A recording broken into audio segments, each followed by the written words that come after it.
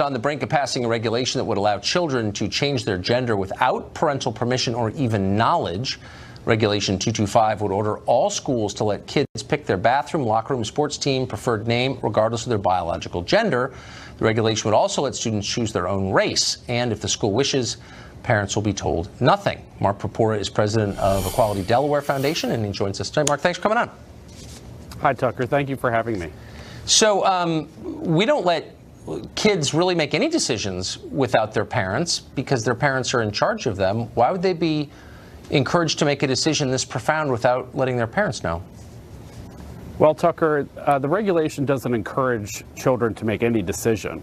It simply allows them to identify their gender or their race for school records purposes. The school is permitted under the regulation to seek the permission of parents before they make that change. And it suggests also that if the school decides to seek the permission of the parents, that they consider the health, safety, and well-being of the child before they do that. The sad reality, Tucker... But hold on, wait, but the school is not the parents. The teachers didn't give birth to the child, haven't raised the child. How could teachers justify not telling parents why are they not required to tell parents immediately? Sure, Tucker.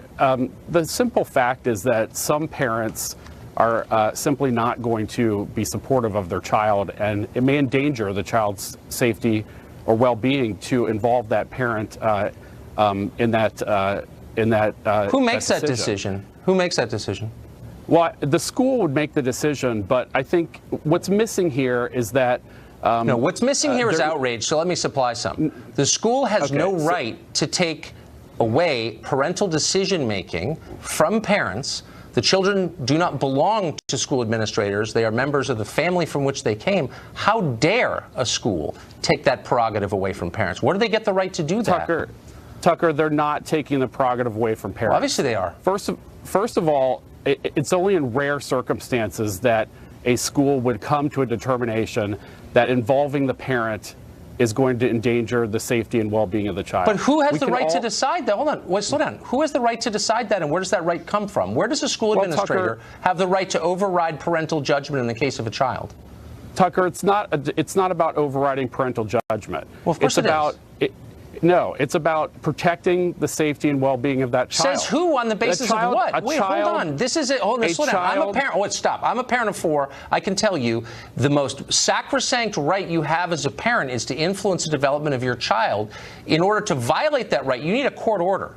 But you're saying that a school official can just decide it's not in the child's interest, and I'm asking you where you get the right to violate millennia of sacred tradition and make that decision in place of a parent. Simple question. Where's that right come from? Tucker, the child has a right to dignity and respect in school, and they shouldn't have to choose between that dignity and respect and being unsafe at home, being subject to potential physical violence, mental anguish. But somebody has to make the decision about, hold on, somebody has to make the decision. There's a subjective decision to be made about what's best for the child. And that decision is always made by parents unless a court determines that the parents are unable to make the right decision. It takes a court to do that. Tucker, yes. We send children to schools, and administrators and teachers make those decisions every day. About what race and sex the child is? Are you joking? No, this has never been tried in any place in the world. And for you to pretend it's no big deal and that nobody's rights are getting violated, yes, they are. Parental rights are being ignored because of political extremists, I hate to put you in that category, who think their views are more important than the rights of parents. And I think we should at least acknowledge that. This regulation is similar to policies that have been implemented across the country. In Oregon and Washington and Massachusetts. Oh, going back like about 6 months. This has never happened in human history. We didn't used to believe 3 years ago that you could change your sex or your race. So this is all brand new. So at least pay me the compliment of acknowledging this is brand new. This has never been tried. It's not brand new. Yes, Tucker, it's not brand new. Changing your race is an old thing. Well, how far back does that extend? Tell me the history. Is that in British common law? Like, what are you talking about? It's not changing your race, Tucker. It's identifying your race. It's identifying your race. Okay, look, we're not having a biology conversation. That's another segment. But I'm just telling you as a factual matter, no society has ever done that until very, very recently. This never happened. So at least acknowledge this is brand new.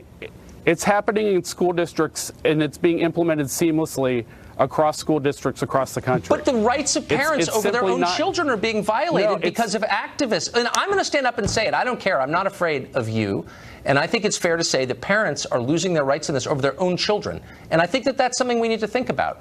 And I'm sorry Tucker, you disagree. I think that we are on the same page that parental involvement is very important. It's only in very rare circumstances. But who makes that decision? And where do they get the right to make that decision? I don't know if you have children, but can I just say, I don't like the way you're parenting. And I think it's really in the child's interest to not let you know about a profound life decision that kid is making. I don't think you'd like that. I think you'd need a court order to do that.